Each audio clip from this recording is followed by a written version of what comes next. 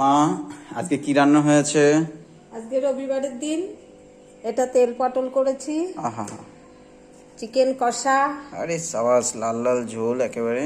এখানে আছে ঝাল ঝাল। সকালের ভেন্ডি দিয়ে আলু দিয়ে ভাজা রুটির সাথে, এখানে লেবু, এখানে আছে রাইস, আর এখানে দুধ প্রতিদিনের মতন টক দই করার জন্য। এখানটায় দুধ রয়েছে। আজকে তো জমে যাবে বন্ধুরা, একদম রবিবারের স্পেশাল মেনু।